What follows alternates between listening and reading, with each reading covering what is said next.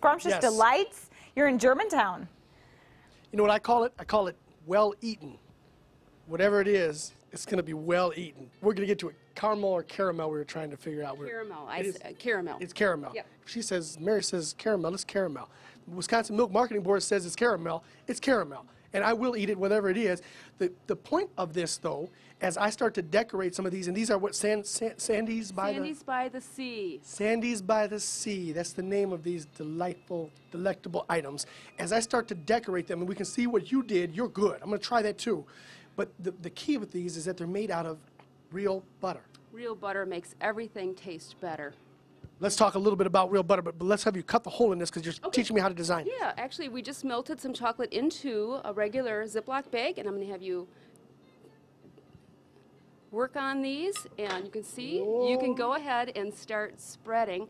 And let's talk about using butter for baking. Butter is a great product, it's natural, and there's lots of choices when it comes to butter. You can see you have unsalted, you have salted, European style, whipped, and spreadable butter.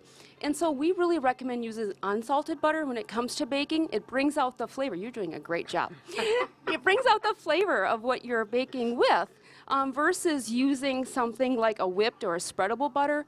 When you use those are great for table side because there's air whipped into whipped butter, and then this is a combination of oil, usually canola oil with butter, so they're great when you're putting them on vegetables. But if you're baking, we want you to use real butter. And one of the main things that people do is we want people to soften butter when they're baking.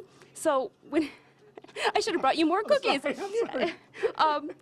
When you have a stick of butter, which is a half a cup, so that helps the viewer know how much is in, and then they have a really nice table that you can use to measure how much you need, if it's 4 tablespoons or 8 tablespoons.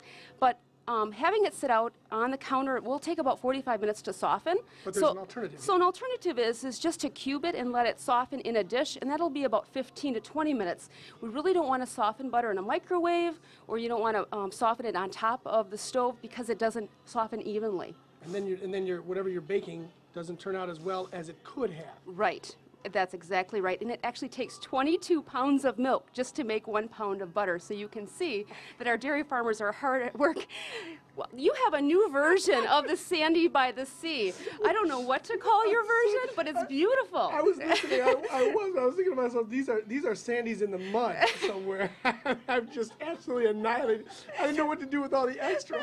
I'm sorry. We're just gonna put that up here. Oh. I should have made more cookies. Actually, this is supposed to make like 4 dozen. So if I had the whole batch, I'm sure we could have covered all of them.